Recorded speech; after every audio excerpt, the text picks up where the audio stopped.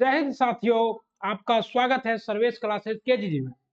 दोस्तों, जैसा कि आप जानते हैं कि सर्वेश आपका भाई आपके लिए रोज बिहार दरोगा एसआई वर्दी लेकर रहेंगे और सुपर 50, जहरीला 50 और मॉडल सेट लेकर आता है। ज्ञान बिंदु, एडुटेरिया, कोटलिया जीएस। तो आज हम लेकर आए हैं ज्ञान बिंदु का क्लास टेस्ट, जो कि ज्ञान बिंदु के क्लास में कराया जाता है। वही टेस्ट है, आपका टेस्ट नंबर 15 है और ये कंप्लीट डिस्कशन के साथ हम लोग करेंगे आज।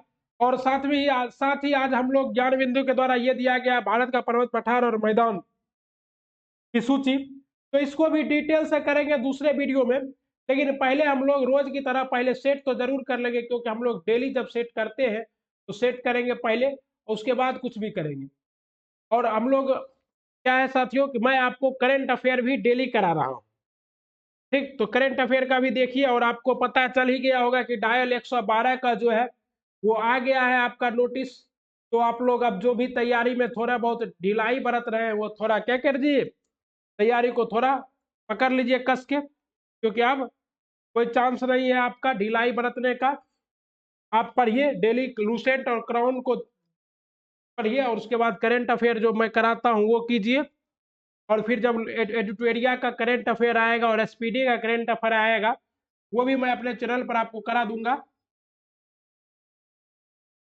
और देन आप लोग डेली सेट प्रैक्टिस कर ही रहे हैं, आपका तैयारी अच्छा हो जाएगा और आपका पीटी में सिलेक्शन होगा। फिर हम लोग मेंस के बारे में बात करेंगे, क्योंकि आपको पता ही है मैं आपका क्या है भाई 2 बार बिहार दरोगा क्वालिफाई है, तो मैं आपको गाइड भी करूंगा।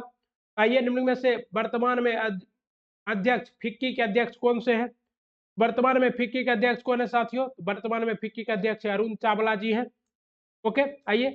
तथा 74वें गणतंत्र दिवस 2023 में किस देश के मुख्य अतिथि भारत आए थे? तो आप लोग इसको बड़ा डिटेल से पढ़े थे कि कौन आया था भारत। तो मुख्य अतिथि आया था मिस्र के, और मिस्र के राष्ट्रपति का नाम क्या था? अब्दुल फतेह अल सीसी। क्या नाम था? अब्दुल फतेह अल सीसी। तो वही क्या आए थे? भारत आए थे। ओके। और आपका पता है कि सऊदी अरब इन भारत गया था और अमेरिका के साथ क्या है, भारत का सैन्य अभ्यास चलता है। कौन सा सैन्य अभ्यास? वज्र प्रहार। ओके, वज्र प्रहार किसके साथ होता है? भारत और अमेरिका। ठीक, चलिए साइड और छोटा कर लेते तो एकदम अच्छा लिखाता है। हाल ही में, हाल के दिनों में किस राज्य की चंबा चंबा चंपल को जीआई टैग मिला है? तो किस राज्य के चंबा चंपल को जीआई टैग मिला है? तो हिमाचल प्रदेश के। ये चंबा और चंबल क्या है? तो ये हिमाचल प्रदेश की प्रसिद्ध क्या है, उसी को क्या मिला है? GI tag. तथा जलवायु परिवर्तन प्रदर्शन सूचकांक 2023 में प्रथम स्थान डेनमार्क को प्राप्त हुआ। इसमें भारत को कौन सा स्थान मिला है साथियों? इसमें भारत को 8वां स्थान मिला है। कौन सा स्थान मिला है भारत को? 8वां स्थान मिला है। ओके, चलिए आगे देखते हैं। तथा सोने की एक समान कीमत शुरू करने वाला पहला राज्य कौन है? तो सोने का एक समान कीमत शुरू करने वाला आपका भारत का पहला राज्य है केरल। कौन है? केरल। और सरकार किसकी है? पिनराई विजयन की। और राज्यपाल कौन है? आरिफ मोहम्मद। पिनराई विजयन की सरकार है और राज्यपाल आरिफ मोहम्मद है। ओके। हाल ही में किस हाल ही के दिनों में किस संस्थान द्वारा कृत्रिम हृदय तैयार किया गया है? मोस्ट इंपॉर्टेंट क्वेश्चन है साथियों। तो ये कौन सा है साथियों? तो ये है आपका आईआईटी कानपुर के द्वारा कृत्रिम हृदय का तैयार किया गया है। परम पेरुमल सुपर कंप्यूटर को आईआईटी तिरुचिरापल्ली में स्थापित, आईआईटी तिरुचिरापल्ली में क्या किया गया है? परम सुपर कंप्यूटर को स्थापित किया गया है। और आईआईटी मद्रास में क्वांटम नेटवर्क में शामिल होने वाला भारतीय संस्थान बना है। कहाँ? क्वांटम नेटवर्क में। तो ये सब भी याद रखिएगा। और आईआईटी रुड़की में परम गंगा सुपर कंप्यूटर, कौन? परम गंगा सुपर कंप्यूटर का हुआ है। तो ये सब क्या है? मोस्ट इंपोर्टेंट है। हाल ही के दिनों में किस देश ने मिसाइल रक्षा प्रणाली आयरन बीम का सफल परीक्षण किया है? आपको पता है कि पहले इसके पास क्या था? आयरन डोम था, अब आयरन बीम आ गया है। तो ये आपका देश कौन सा है? इजराइल है। आप लोग जानते ही। हाल ही के दिनों में किस राज्य के वन्य जीव बोर्ड ने नए tiger reserve Durgavati tiger reserve को मंजूरी दी है? आपको पता है कि टाइगर टाइगर संरक्षण अधिनियम कब आया था? 1973 में आया था। और कहता है दुर्गावती टाइगर रिजर्व कहाँ है साथियों? तो दुर्गावती टाइगर रिजर्व मध्य प्रदेश में, और इसको क्या कहते हैं, टाइगर स्टेट भी कहते हैं, क्योंकि यहाँ पर क्या है, सर्वाधिक टाइगर रिजर्व है। ओके, भारत का सबसे बड़ा टाइगर रिजर्व कौन है, मैं आपको पिछले वीडियो में करा दिया हूँ डिटेल में, सबसे छोटा भी करा दिया हूँ, तो इसलिए आप लोग उसको देख लीजिएगा। सुश्री सीमा पुनिया को अर्जुन पुरस्कार 2022 से प्रदान किया गया। सीमा पुनिया का संबंध किससे है, तो डिस्कस थ्रो से है। ओके, इनका संबंध किस खेल से है, तो यहाँ पर डिस्कस थ्रो नहीं है, तो क्या आएगा, एथलीट्स आएगा। क्या आएगा, एथलीट होगा। और एथलीट में क्या है, तो ऐसे करके चक्का जो फेंकती है, तो इसको क्या कहते हैं, डिस्कस थ्रो। ओके, हाल ही के दिनों में ICC men's test cricket of the year award 2022 किसे प्रदान किया गया है, ये हाल ही में प्रदान किया गया बेन स्टोक को। बेन स्टोक कहाँ के हैं, इंग्लैंड के हैं। ओके, इंग्लैंड के खिलाड़ी हैं बेन स्टोक, ऑलराउंडर खिलाड़ी हैं, आप लोग देखे ही होंगे, क्योंकि जितने भी बच्चे अभी वीडियो देख रहे हैं ज्यादातर बच्चे तो क्रिकेट के शौकीन होंगे ही। ओके, और ICC men's cricketer of the year कौन बना है, तो ये man of the cricketer of the year बना है बाबर आजम। ओके, और ICC one day cricketer of the year भी बाबर आजम बने हैं। और ICC T20 cricketer of the year बना है कौन, सूर्य कुमार यादव। T20 के लिए T20 कौन बना है, तो आपका सूर्य कुमार स्काई, समझे, स्काई बना है क्या चीज, T20 के लिए क्रिकेटर ऑफ द ईयर। और ICC men's emerging player of the year बना है मार्को एंसन। मार्को एंसन देखते होंगे, एकदम लंबा जैसा है, वो खिलाड़ी है मार्को एंसन, दक्षिण अफ्रीका का, वही क्या बना है, आपका उभरता हुआ इमर्जिंग प्लेयर बना है मार्को एंसन, दक्षिण अफ्रीका का। ठीक, चलिए आगे देखते हैं। हाल ही के दिनों में वर्ल्ड हैबिटेट अवार्ड 2023 किस राज्य की जग मिशन को दिया गया, तो ये किस राज्य के जग मिशन को दिया गया साथियों, ये आपको दिया गया साथियों ओडिशा को। किसको दिया गया, ओडिशा को दिया गया। ओके, अंतरराष्ट्रीय आई आईएससीपी पुरस्कार 2022 निजता अभियान किसको दिया गया, तो निजता अभियान के लिए, निजता अभियान के लिए किसे दिया गया, छत्तीसगढ़ को। मुख्यमंत्री कौन है, भूपेश बघेल। यहाँ मुख्यमंत्री कौन है, नवीन पटनायक। जगन्नाथ मंदिर कहाँ है, उड़ीसा में ही है। कोणार्क मंदिर कहाँ है, उड़ीसा में ही है। ओके, गोल्डन कैलाश पुरस्कार राजस्थानी फिल्म नरोरा को दिया गया है। क्या चीज, गोल्डन कैलाश पुरस्कार, गोल्डन कैलाश पुरस्कार इसको, राजस्थान को। मुख्यमंत्री कौन है, अशोक गहलोत। हाल ही के दिनों में रणजी ट्रॉफी 2022 का विजेता कौन रहा, तो रणजी ट्रॉफी किससे संबंधित है, क्रिकेट से। ओके, और इसका विजेता कौन रहा, तो बहुत साल बाद क्या है, इसका विजेता बना है आपका कौन सा, तो विजेता बना है सौराष्ट्र। कौन बना है, सौराष्ट्र। और उप विजेता कौन रहा, मोस्ट इंपोर्टेंट है, तो उप विजेता रहा बंगाल रहा। और सर्वाधिक बार कौन जीता है, तो सर्वाधिक बार जीता है मुंबई, यानी कि महाराष्ट्र ने क्या किया है, रणजी ट्रॉफी को सर्वाधिक बार जीता है। और 2021-22 का विजेता कौन था, 2021-22 का विजेता था, 21-22 का विजेता था एमपी, मध्य प्रदेश। ओके, चलिए, राष्ट्रीय डॉल्फिन दिवस किस तिथि को मनाया जाता है, तो बिहार की दृष्टि से बहुत इंपॉर्टेंट है। राष्ट्रीय डॉल्फिन दिवस कब मनाया जाता है साथियों, तो 5 अक्टूबर को। और डॉल्फिन ही हमारा क्या है, राष्ट्रीय जलीय जीव, राष्ट्रीय। और नीतीश कुमार के कहने पर ही, चलिए, हाँ साथियों, नीतीश कुमार के कहने पर ही इसे क्या किया गया था, राष्ट्रीय जलीय जीव की संज्ञा दी गई थी। और डॉल्फिन अभ्यारण्य कहाँ है, भागलपुर में। और डॉल्फिन रिसर्च सेंटर कहाँ खुल रहा है, पटना में। तो ये मोस्ट इंपोर्टेंट था। ह्यूमन एनाटॉमी नामक पुस्तक के लेखक कौन है, ह्यूमन एनाटॉमी नामक पुस्तक के लेखक है A.K. द्विवेदी। कौन है, A.K. द्विवेदी जी हैं। ओके,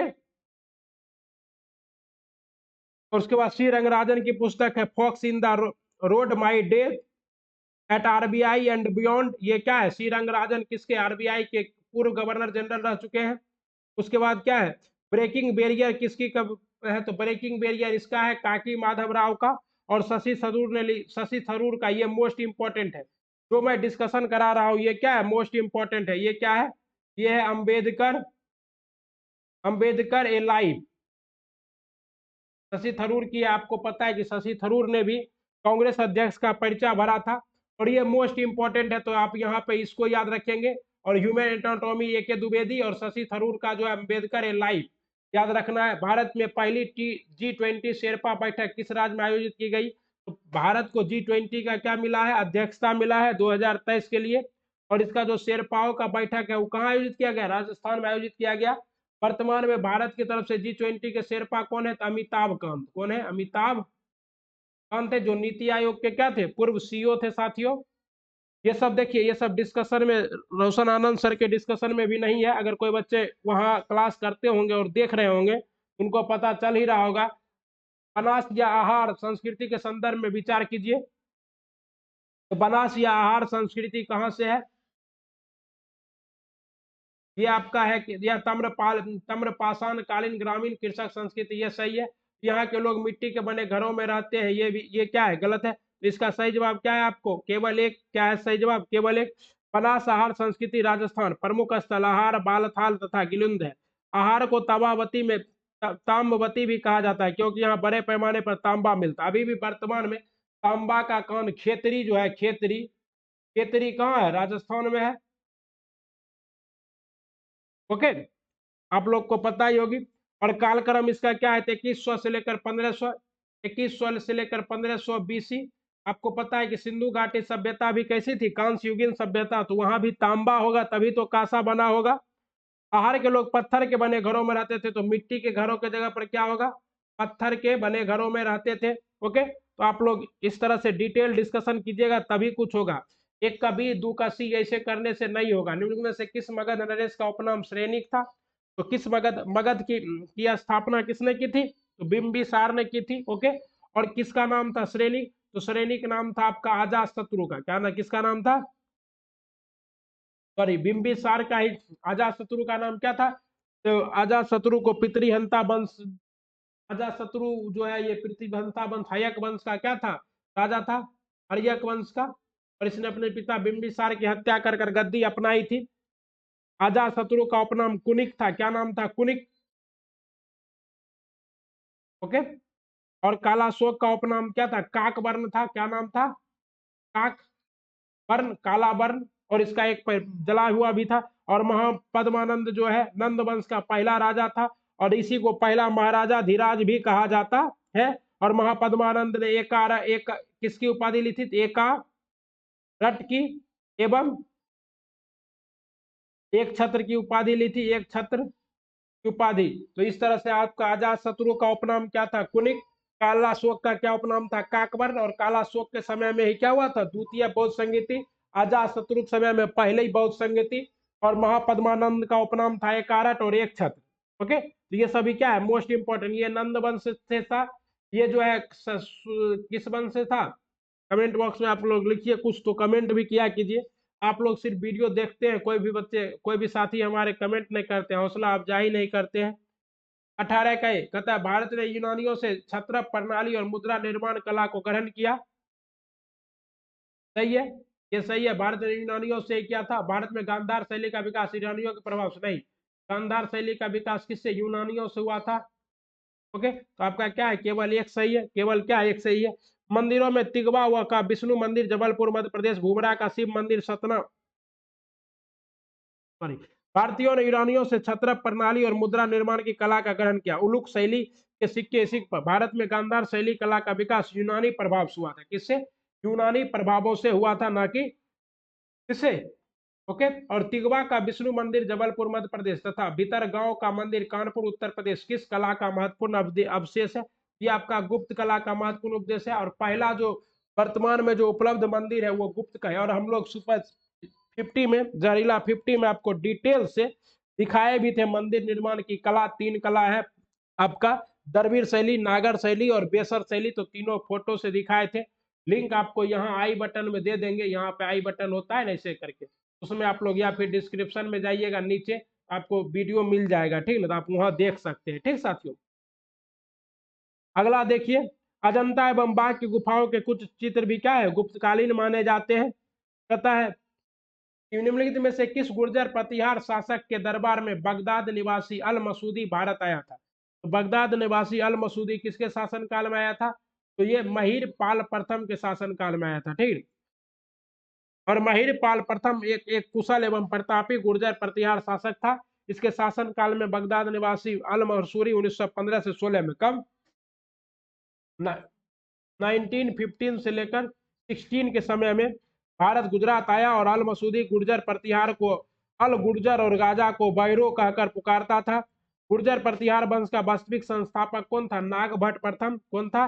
नागभट्ट प्रथम था। यही आपका क्या था? वास्तविक संस्थापक था गुर्जर प्रतिहार वंश का, रियल फाउंडर। ओके। और ग्वालियर प्रशस्ति में से मल्लेच्छो अरबों का नाशक बताया गया। ग्वालियर प्रशस्ति में से क्या बनाया गया? मल्लेच्छो अरबों का नाशक बताया गया। गुर्जर प्रतिहार वंश का सर्वाधिक महत्वपूर्ण शासक कौन था? सर्वाधिक महत्वपूर्ण शासक महिर भोज था। कौन था? महिर भोज था सर्वाधिक प्रसिद्ध शासक। ओके, चलिए आगे चलते हैं। कहता अरबी परंपरा के आधार पर भारत में नई मुद्रा व्यवस्था लागू करने का श्रेय निम्नलिखित में से किसको है? तो ये किसको है? अरबी, तो ये इल्तुतमिश को है। किसको है? इल्तुतमिश। और इल्तुतमिश वह पहला तुर्क सुल्तान था जिसने शुद्ध अरबी सिक्के जारी किए। सल्तनत युग के दो महत्वपूर्ण सिक्के चांदी का टाका और तांबे का जीतल का प्रारंभ इसके द्वारा ही किया गया था। ओके, आइए 22 नंबर का क्वेश्चन देख रहे हैं साथियों। वेदांत मठ की स्थापना।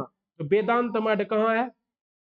तो वेदांत मठ सिंगेरी, और सिंगेरी कहाँ है? तो कर्नाटका में है। ओके। गोवर्धन मठ कहाँ के मठ को कहते हैं? तो गोवर्धन मठ जगन्नाथपुरी के मठ को कहते हैं, उड़ीसा। शारदा मठ कहाँ को कहते हैं? तो शारदा मठ द्वारिका। और ज्योति, और ये सारे मठ का स्थापना किसने किया था? शंकराचार्य ने। और ये क्या था? एक उत्तर में ऐसे, एक उत्तर, एक पूरब, एक पश्चिम, एक दक्षिण, ऐसे किया गया था। यहाँ पे आपका क्या है? देख लीजिए, ज्योतिर्मठ। यहाँ पर आपका क्या है? शारदा मठ। यहाँ पर आपका क्या है? गोवर्धन मठ। और यहाँ पर आपका क्या है साथियों? यहाँ पर है वेदांत मठ। इस तरह से चार मठों की स्थापना आदि गुरु शंकराचार्य ने किया था।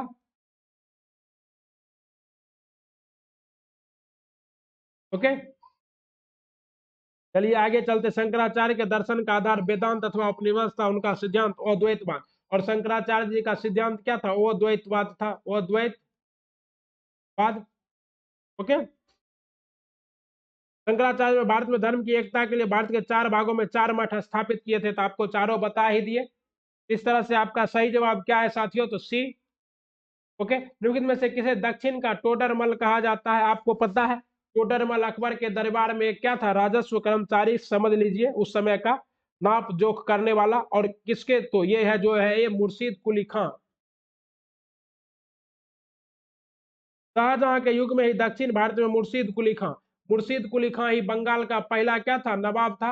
और ये शाहजहां के काल में कहा था? दक्षिण में था। तो दक्षिण में इसने नाप जोख का काम किया, इसलिए इसे क्या कहते थे? इसे कहते दक्षिण का, क्या कहते? दक्षिण का टोडरमल कहा जाता है। ओके, कहता 1765 से लेकर 1772 के काल को प्रसिद्ध भारतीय इतिहासकार ने डाकू राज्य कहा है। क्यों? क्योंकि इस समय जो है क्या हो रहा था कि पहले तो द्वैध शासन लगा हुआ था। द्वैध शासन कौन लगाया था? द्वैध शासन आपको पता है, लॉर्ड क्लाइव ने। कौन लगाया था? लॉर्ड क्लाइव ने लगाया था। और इसी को जो है आपका क्या से, तो के एम पनिकर ने इसे लूट कहा था। उपनिवेशवाद का प्रथम चरण 1757 से 1813 में कंपनी का एकमात्र उद्देश्य किसी तरह यहां से धन को क्या करना था? लूटना था। इसी उद्देश्य से जो है लॉर्ड कर्जन ने क्या लगाया था? दोहरी शासन व्यवस्था लगाई थी। और इतिहासकार परवर्शियल स्पीयर ने टिप्पणी की है कि अब बंगाल में खुली तथा बेशरम लूट का काल प्रारंभ हो चुका है। ओके, और 1765 प्रसिद्ध भारतीय इतिहास के एम पर्रिकर ने डाकू राज्य कहा था। तो और जो है इसको भारत में खुली लूट किसने कहा था? तो पर्सिवल स्पीयर ने। तो याद रखिएगा आप लोग, कौन कहा था? पर्सिवल स्पीयर ने इसे खुली लूट कहा था बंगाल में। ठीक है। लॉर्ड डलहौजी द्वारा विलय किए गए राज्यों का सही कालक्रम बताइए। इसको भी हम लोग सुपर 50 में डिटेल से किए हैं। जो बच्चा वो देखा होगा उसको पता होगा। आपको इस तरह से बताए थे, BSS। ओके, तो सबसे पहले क्या होगा? बघाट। और फिर यहाँ क्या है? बघाट के बाद क्या है? झांसी। बघाट के बाद झांसी, एक एक तो झांसी के बाद आपका क्या होगा साथियों? नागपुर। और नागपुर के बाद क्या होगा आपका? उदयपुर। और उदयपुर के बाद क्या होगा? करौली। और आपको पता ही होगा कि करौली को बाद में वापस भी कर दिया था, भारी जन दबाव की वजह से। भारी जन विद्रोह की वजह से क्या किया था? भारी जन विद्रोह की वजह से लॉर्ड डलहौजी ने करौली को हड़प कर और फिर वापस कर दिया था। तो आखिरी राज्य जिसे हड़पा था वो कौन था? तो वो अवध था। कौन था? अवध। ठीक है ना। और अवध के नवाब के बारे में कहा जाता है कि जब अंग्रेज आया तो उसको उसका नौकर जूता नहीं पहनाया, इसलिए बेचारा भागा नहीं था, वही था। 1-4। और ये जो है बघाट आपका कब हुआ था, तो बघाट में 1850 में। ओके। उसके बाद झांसी 1853 में। उसके बाद नागपुर 1854 में। उसके बाद उदयपुर 1852 में। और करौली तो वापस से कर दिया था। उस करौली सबसे क्या है, लास्ट में आएगा। ओके। सही जवाब क्या है इसका, बी है। सही जवाब क्या है, बी है। मोस्ट इंपॉर्टेंट क्वेश्चन था, जरूर याद रखिएगा। हर्क पंथ की स्थापना किसके द्वारा किया गया था, हर्क पंथ की स्थापना, हर्क पंथ की स्थापना जो है ये किया गया था रानी गैडेलियू के द्वारा। और ये नागालैंड में क्या थी, नागालैंड में लड़ रही थी। मणिपुर या नागा विद्रोह की नेता थी। ने जेनदोंग ने धार्मिक विचारों के आधार पर हर्क पंथ की स्थापना की थी। रानी गैडेलियू का संबंध रेंग माई नागा जनजाति से था। नागा विद्रोह का प्रारंभ रेंग माई जो जदो नांग ने किया था। ठीक है ना। ये नागा विद्रोह का प्रारंभ किसने किया था, इसी ने किया था। और आदिवासियों का जो है सरदार किसको कहते हैं, ठक्कर बाबा को क्या कहते हैं, आदिवासी सरदार। ठीक। कहता है कदियानी आंदोलन की शुरुआत किया गया था, तो कदियानी आंदोलन की शुरुआत किया गया था आपको मिर्जा गुलाम मोहम्मद के द्वारा। ओके। और अहमदिया आंदोलन के ही कदियानी आंदोलन कहा जाता है, किसको, अहमदिया आंदोलन को ही कदियानी आंदोलन कहा जाता है। यह 19वीं सदी में मिर्जा गुलाम अहमद द्वारा प्रारंभ किया गया था। इस आंदोलन की शुरुआत पंजाब के गुरदासपुर जिले के कदियान नामक स्थान में की गई थी। ओके। आइए, बाल गंगाधर तिलक द्वारा शिवाजी महोत्सव की शुरुआत, शिवाजी महोत्सव और गणपति महोत्सव दोनों का शुरुआत कौन किया था, गणपति महोत्सव शुरुआत कौन किए थे, बाल गंगाधर तिलक। और इसी सब महोत्सव को स्टार्ट करने की वजह से लोग उनको किस नाम से जानने लगे, लोक मान्य की उपाधि से। तो ये कब किया था, 1893 में किए थे। ओके। इस क्षेत्र में राहुल संकरतियान ने 1920 का सहयोग आंदोलन में सक्रिय भूमिका निभाई। आपको पता है कि राहुल संकरतियान बिहार से था, तो छपरा में ही निभाएगा, क्योंकि और तो कोई बिहार का ऑप्शन पटना है, तो पटना में तो था नहीं। जिनके असली नाम केदार पांडे था, राहुल संकरतियान जिसका असली नाम क्या था, केदार पांडे। क्या नाम था, केदार पांडे नाम था। वह हिंदी साहित्य जगत के एक प्रसिद्ध विद्वान थे। वह प्रमुख साहित्यकार होने के साथ साथ एक स्वतंत्रता सेनानी थे। उन्होंने 1920 में सहयोग आंदोलन के दौरान बिहार के छपरा में आंदोलन का नेतृत्व किया था, और वह इसके लिए जेल भी गए थे। राहुल संगतियान हिंदी यात्रा साहित्य के पितामह कहे जाते हैं। प्रथम रोहिला युद्ध किस गवर्नर जनरल के समय हुआ था, तो प्रथम रोहिला युद्ध वारेन हेस्टिंग के समय हुआ था।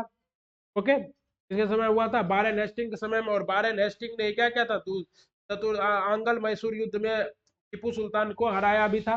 पता है किश्तवाड़ राष्ट्रीय उद्यान स्थित है, तो किश्तवाड़ राष्ट्रीय उद्यान स्थित है मेघालय में। कहाँ स्थित है, मेघालय में स्थित है। पेडोंग घास स्थल किस देश में है, तो पेडोंग घास स्थल साथियों श्रीलंका में। मोस्ट इंपोर्टेंट है पेडोंग।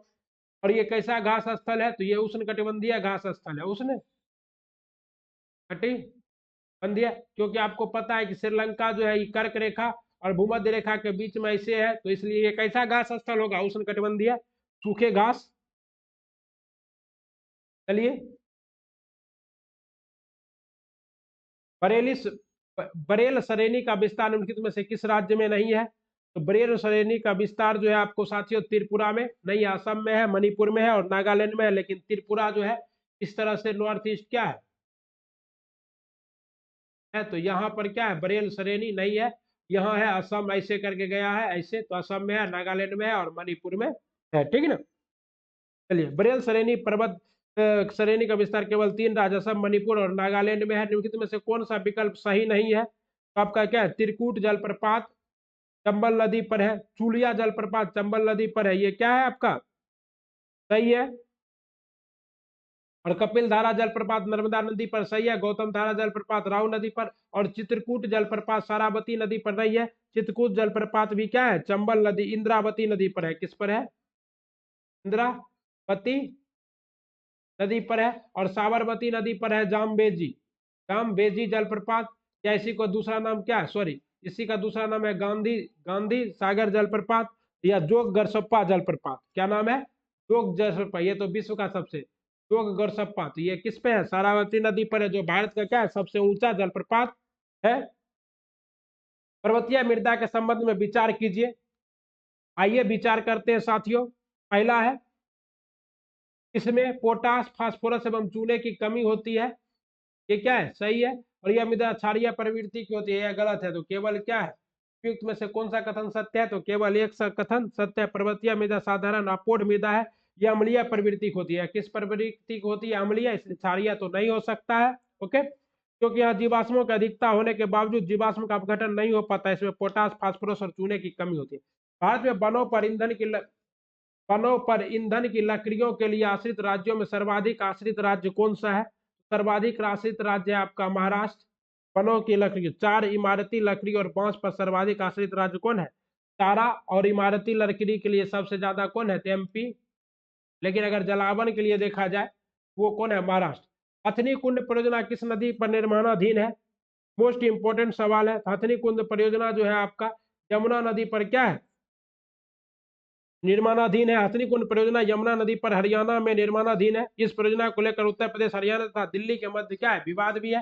राष्ट्रीय कृषक आयोग का गठन किस वर्ष किया गया था? तो राष्ट्रीय कृषक आयोग का गठन 2004 में किया गया था और एस.एम. स्वामीनाथन की अध्यक्षता में हुआ था। ठीक है, पता है। अब आइए सूची 1 का सूची 2 के साथ मिलान कीजिए।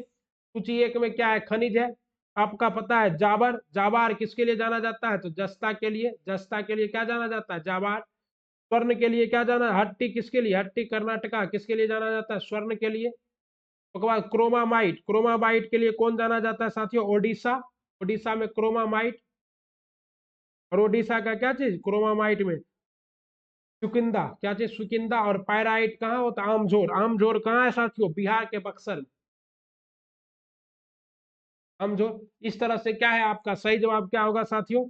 सही जवाब होगा इसका 1 का 3, 2 का 4 और 3 का 2, 4 का 1। स्वतंत्र भारत की प्रथम तेल शोधन कारखाना स्थापित हुई थी। तो स्वतंत्र भारत की प्रथम तेल शोधन कारखाना कहाँ स्थापित हुई थी?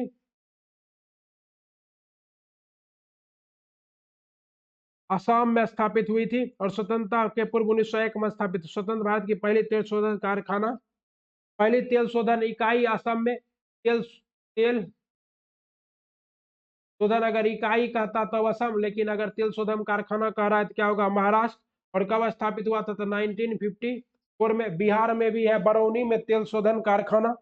NW नेशनल वाटरवे 10 किस नदी पर है? तो नेशनल वाटरवे 10 जो है ये किस नदी पर है? तो ये है अंबा नदी पर। और अंबा किसकी सहायक नदी है? कमेंट बॉक्स में लिख दीजिए।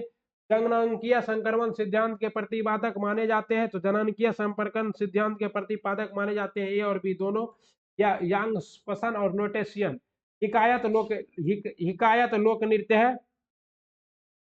हिकायत लोक नृत्य है जम्मू एंड कश्मीर का। हिकायत कहाँ का लोक नृत्य है? जम्मू एंड कश्मीर का। ओके। लाखाड़ जनजाति निवास करती है। तो लाखाड़ जनजाति निवास करती है आपको मिजोरम में। लाखाड़ जनजाति। और लोसांग महोत्सव भी कहाँ मनाया जाता है? लोसांग महोत्सव तो ये मनाया जाता है आपका लद्दाख में। ठीक है ना। सर्वाधिक साक्षरता दर वाला केंद्र शासित प्रदेश है। तो सर्वाधिक साक्षरता दर वाला केंद्र शासित प्रदेश है आपका लक्षद्वीप। सर्वाधिक साक्षरता दर वाला केंद्र शासित प्रदेश कौन है? लक्षद्वीप है। सबसे छोटा कौन है? लक्षद्वीप। विलियम टॉड ट्रॉफी का संबंध किससे, खेल से है? तो विलियम टॉड ट्रॉफी का संबंध है बास्केटबॉल से। ओके। प्रसिद्ध उपन्यास चरित्रहीन के रचनाकार कौन है? इस पर वेब सीरीज भी बन चुका है, एमएक्स प्लेयर पर अवेलेबल है, आप लोग देख सकते हैं। तो क्या है इसका? शरद चंद्र चट्टोपाध्याय। चरित्रहीन के रचनाकार कौन है? शरद चंद्र चट्टोपाध्याय। विदेशी व्यापार का भुगतान संबंधी है। तो विदेशी व्यापार का भुगतान संबंधी है किससे? भुगतान संतुलन से। किससे? भुगतान। आबिद हुसैन समिति गठित की गई थी। आबिद हुसैन समिति गठित की गई थी आपको 1997 में हुआ था। आबिद हुसैन समिति का गठन कब हुआ था? 1997 में हुआ था। ओके। और यह लघु उद्योग की समस्या के निर्धारण से संबंधित थी। लघु उद्योग की समस्या के निर्धारण के लिए कब? 1997 में। प्रच्छन्न बेरोजगारी का अर्थ क्या है? इसको हम क्या किसमें? शहरीला 50 में। शहरीला 50 में बहुत डिटेल से कराए हुए हैं प्रच्छन्न बेरोजगारी। तो यहाँ पर आंसर कराते हैं। आवश्यकता से अधिक लोगों का कार्यरत होना, जैसे ये सबसे ज्यादा कहाँ पाया जाता है? कृषि में। आपके जैसे पिताजी भी अगर गाय का दूध निकालेंगे तो उतने होगा, आप भी निकालिएगा उतने होगा, लेकिन दोनों बापुत मिल के क्या कर रहे हैं? काम कर रहे हैं। इसी को क्या कहते हैं? प्रच्छन्न बेरोजगारी। क्या समझ लो? निम्नलिखित में से किस अधिनियम के तहत बर्मा भारत से अलग हुआ था? रउआ लोगन के सही आंसर दे के बाद सही आंसर का बा, सही आंसर भारत शासन अधिनियम 1935 बा। और कब अलग होइल बा, तो 1937 में अलग होइल बा, ठीक है ना।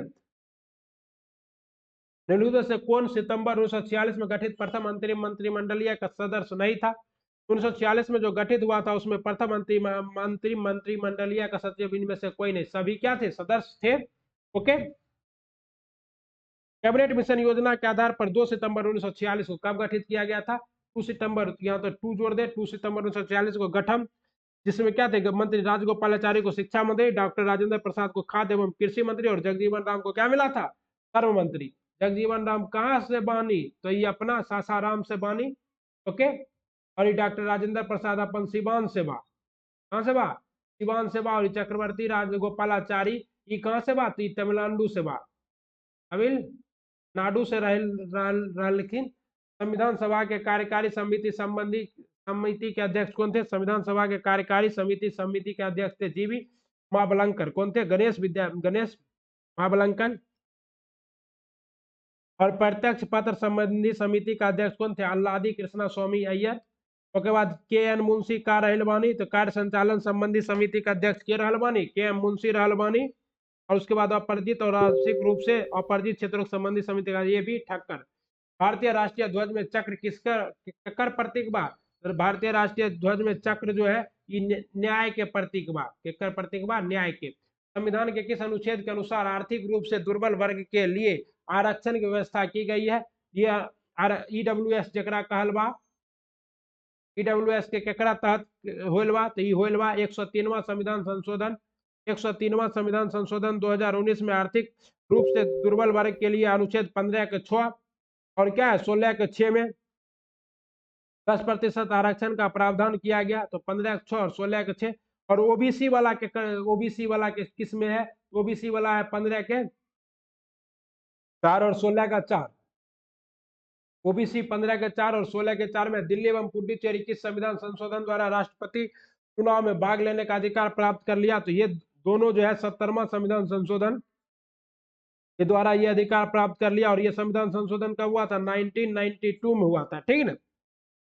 और दिल्ली और पांडिचेरी इसी से। और उसके बाद अगला, उच्च न्यायालय के अपर और कार्यकारी न्यायाधीशों की नियुक्ति अधिकतम कितने समय के लिए हो सकता है। ये अधिकतम हो सकता है साथियों आपको 2 वर्ष के लिए। कितने समय के लिए, 2 वर्ष के लिए। लोकसभा में अनुसूचित जनजाति के लिए कितनी सीटें आरक्षित है, मोस्ट इंपोर्टेंट क्वेश्चन है, मोस्ट इंपोर्टेंट। इसमें कितने सीट आरक्षित है, इसमें कुल 47 सीटें आरक्षित है। और ये किसके तहत है, तो ये है आर्टिकल 330 के तहत। ओके। लोकसभा में अनुसूचित जाति एवं अनुसूचित जनजाति के लिए आरक्षण का प्रावधान है। अनुसूचित जाति के लिए कितना, ये एससी के लिए इतना और एसटी के लिए इतना सीट क्या है, आरक्षित है। ओके। चलिए, कहता है भारतीय राजनीतिक व्यवस्था में कार्यपालिका के अधीन रहकर कार्य करती है, तो कार्यपालिका के अधीन कौन रहेगा, विधायिका रहेगा। न्यायपालिका और चुनाव आयोग क्या है, स्वतंत्र है। वो बात अलग है कि चुनाव आयोग पर क्या होता है, पार्टी पॉलिटिक्स का लगता है। भारत के नियंत्रक एवं महालेखा परीक्षक के पद पर नियुक्ति से कार्य अवधि कितने वर्ष की है, तो ये सब तो आप लोग जानते ही होंगे, 6 वर्ष तक के लिए होता है। आर्टिकल किसके तहत नियुक्ति होता है, 148 के तहत। ओके। सीएजी का कार्यकाल 6 वर्ष या 65 वर्ष होता है। यह सेवानिवृत्ति के पश्चात भारत सरकार के अधीन कोई भी पद धारण नहीं कर सकता है, या सार्वजनिक धन का संरक्षक होता है। ओके। आपदा प्रबंधन अधिनियम कब आया था, तो आपदा प्रबंधन अधिनियम 2005 में आया था। कब आया था आपदा प्रबंधन अधिनियम, 2005। और इसी के तहत क्या होता है, आपदा में जो केंद्र सरकार की ताकत बढ़ जाती है।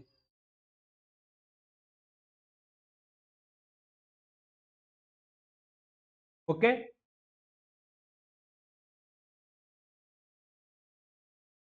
चलिए अगला देखते हैं, वित्त विधेयक का उपबंध किस अनुच्छेद में किया गया है। वित्त विधेयक किस अनुच्छेद में किया गया है, तो वित्त विधेयक किया गया है आपका अनुच्छेद 117 में। किसमें, अनुच्छेद 117 में वित्त विधेयक का प्रावधान है। अनुच्छेद 118 में संसद के प्रत्येक सदन अपनी प्रक्रिया और कार्य संचालन के विनियम के लिए नियम बना सकता है। और अनुच्छेद 119 में क्या है, तो अनुच्छेद 119 में इसमें नियम बना सकता है संसद। और अनुच्छेद 119 में संसदीय वित्तीय कार्य के समय के भीतर पूरा करने के प्रयोजन के लिए किसी भी वित्तीय विषय के संबंध या भारत की संचित निधि में धन का विनियोग करने के लिए। ठीक, निम्नलिखित में से कौन सा विषय समवर्ती सूची का है, तो समवर्ती सूची का विषय देखिए, विदेशी मामले क्या है, ये तो संघ सूची का है।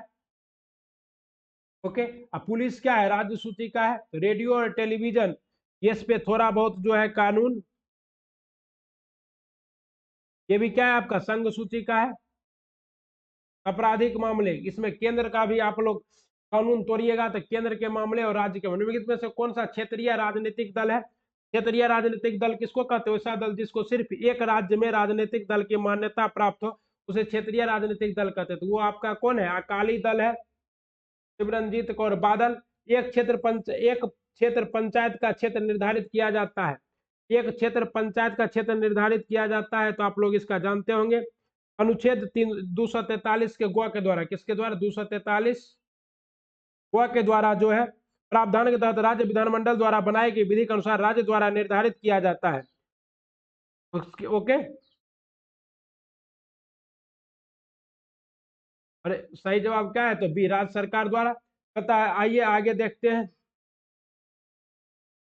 कहता है निम्नलिखित में से कौन सा विकल्प असत्य है, बल का, MLT, ये सब बीमा दिया हुआ है, तो ये सही है। और आवेग का बीमा क्या है, ये आवेग का बीमा ML स्क्वायर नहीं होगा, यहाँ पर क्या होगा, ML पर पावर -1 और T पर पावर -1, तब ये क्या हो जाएगा, सही हो जाएगा साथियों।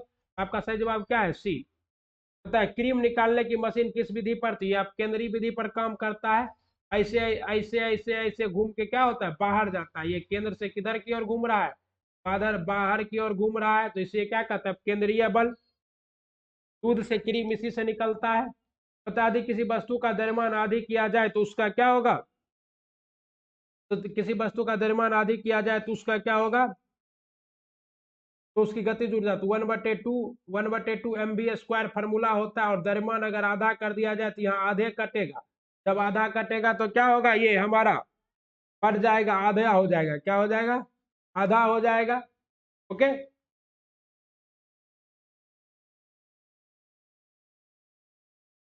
और गतिज ऊर्जा, और तो गतिज ऊर्जा कितनी हो जाएगी, तो गतिज ऊर्जा 1/4 हो जाएगी। कहता है द्रव्यमान आधा आधा करने पे,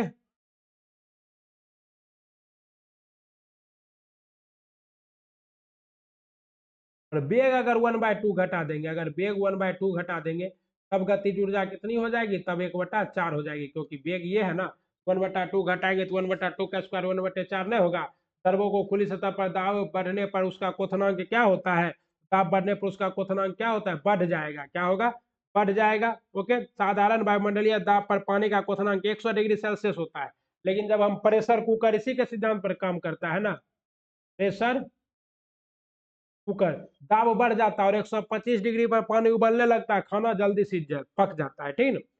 आइए, कहता है सरल आवर्त गति करने वाला कण जब अपनी गति के अंत बिंदुओं से गुजरता है तो उसका त्वरण कितना होता है साथियों, उसका त्वरण होता है अधिकतम होता है, उसका त्वरण क्या होता है, अधिकतम। टेलीविजन में किस विद्युत चुंबकीय तरंग का उपयोग होता है, तो टेलीविजन में जो है किस विद्युत लघु रेडियो तरंग का प्रयोग होता है। ध्वनि किस रूप के गुण के कारण धीमी या मंद सुनाई देती है, तो ध्वनि किस गुण के कारण धीमी या मंद सुनाई देती है, तीव्रता के कारण, किसके कारण, तीव्रता के कारण। सर्वप्रथम प्रकाश की वेग रीमर नामक वैज्ञानिक ने किस ग्रह की उपग्रह की सहायता से ज्ञात किया था, ये आपका बृहस्पति। प्रकाश का वेग किसके सहायता से ज्ञात किया गया था, बृहस्पति की सहायता से ज्ञात किया गया था। ये डायोड बाल्ब किस क्रिया पर आधारित है, तो डायोड बाल्ब जो है आपका ये ऊष्मीय उत्सर्जन क्रिया पर आधारित है।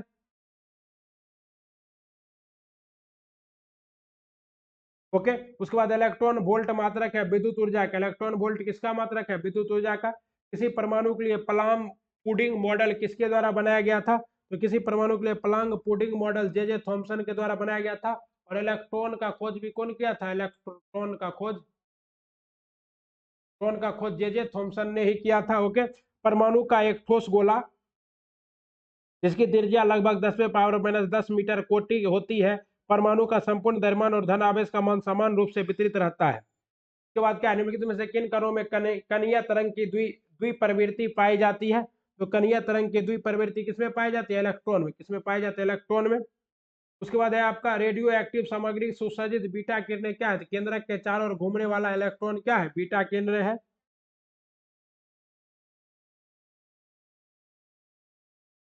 आयनिक यौगिकों के संदर्भ में निम्नलिखित कथनों पर क्या कीजिए, विचार कीजिए। तो क्या है आयनिक यौगिक, क्या आयनिक यौगिक एल्कोहल में घुलनशील होते हैं, सही है। तथा आयनिक यौगिक ठोस अवस्था में विद्युत के सुचालक होते हैं, ये क्या है, गलत है, क्योंकि उसमें तो कोई भी आयन बचता नहीं ना है। आयन का क्या होता है, आदान प्रदान। मतलब मान लीजिए प्लस माइनस के लेन देन से यौगिक क्या बना, तो कोई स्वतंत्र आयन रहेगा तब तो विद्युत का सुचालक होगा। उभयधर्मी पदार्थ किस रूप में क्रिया करता है, उभयधर्मी पदार्थ किस रूप में क्रिया करता है साथियों, अम्ल और क्षार दोनों में, इसीलिए तो इसका नाम क्या, उभयधर्मी।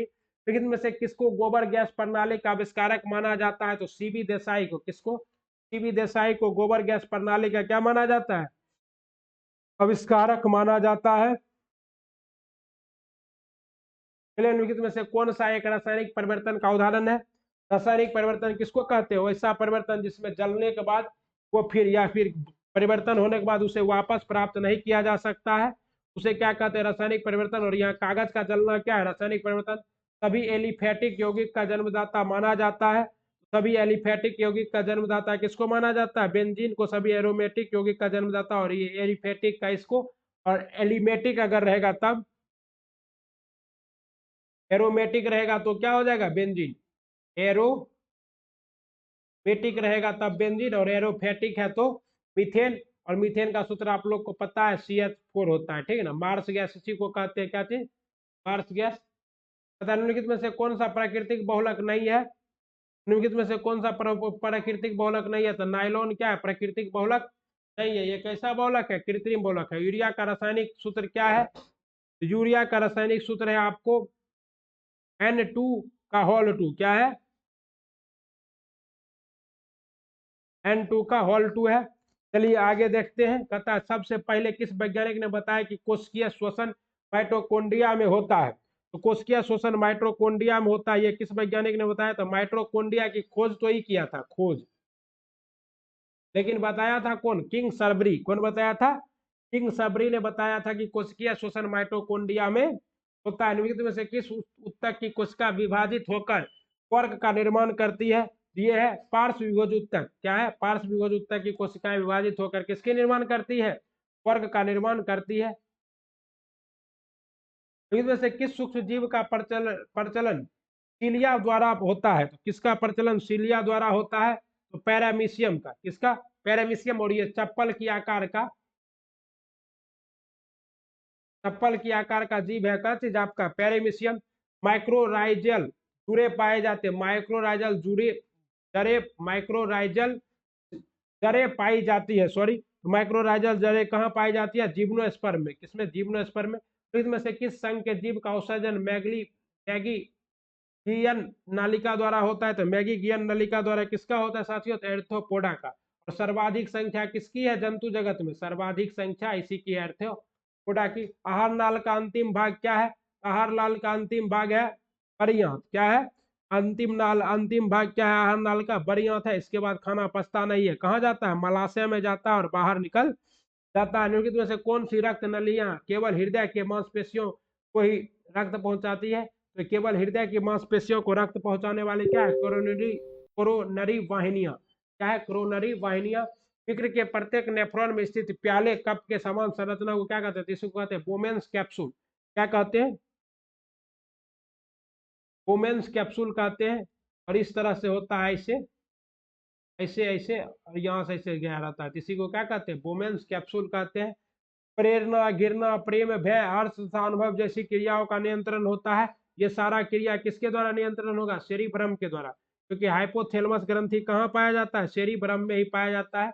हमारे दिमाग का सबसे बड़ा भाग भी क्या है, सेरिब्रम। ऐसे का अगर दिमाग बनाया जाए, सबसे ज्यादा क्या होगा इसे, यहाँ पर सेरिब्रम, उसके बाद बीच में सेरिबेलम, और यहाँ पीछे मेडुला।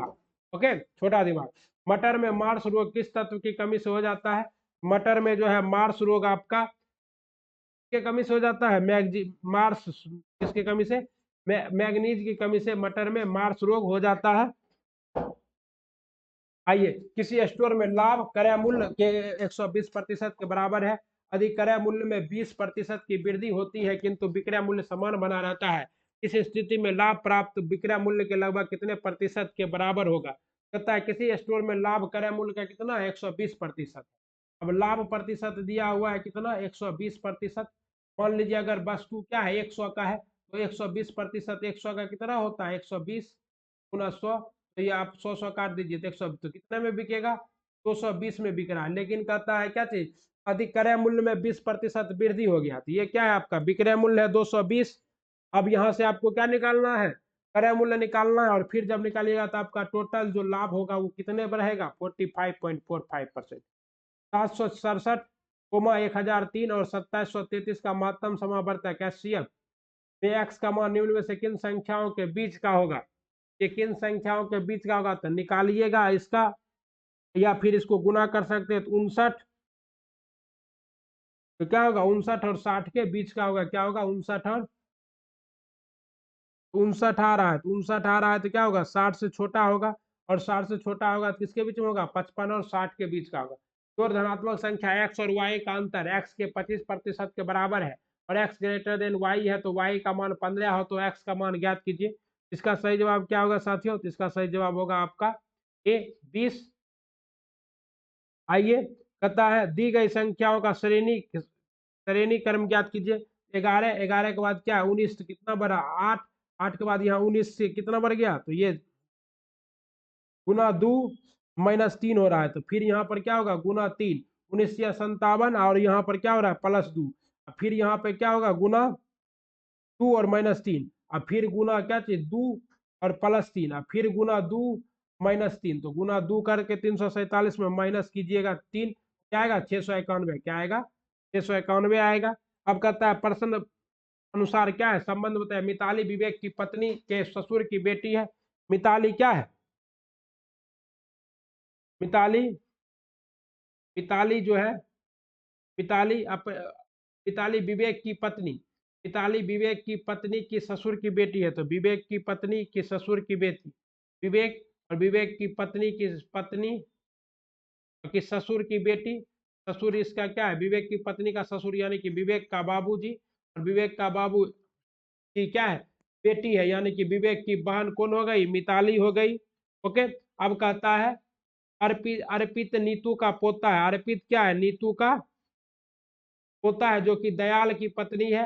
विवेक दयाल का इकलौता बेटा है। विवेक क्या है, दयाल का इकलौता बेटा है। यहाँ आपका दयाल हो जाएगा, और दयाल का इकलौता बेटा कौन है, विवेक, और इसकी पत्नी, इसका ससुर किसकी थी, ये इसका, और बेटी इसकी ही है। कहता है क्या चीज, सुस्मिता मालती की बहन है। सुस्मिता क्या है, मालती की बहन है सुस्मिता, यानी कि दोनों बहनें हैं।